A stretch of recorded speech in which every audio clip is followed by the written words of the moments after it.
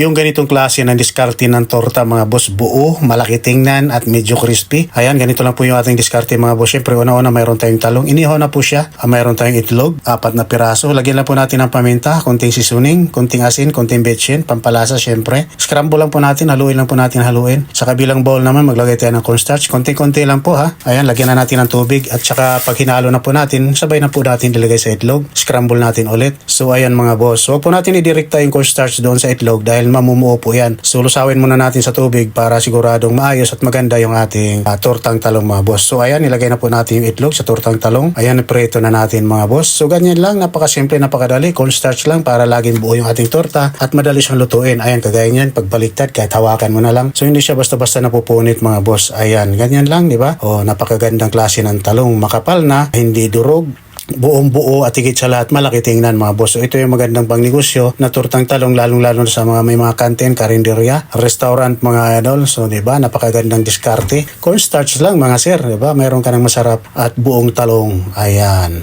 Siyempre ketchup mga boss. Ayan, sa mga nagtatanong nga pala ulit itong ating super kalan, ilalagay na lang po natin sa comment section mga boss.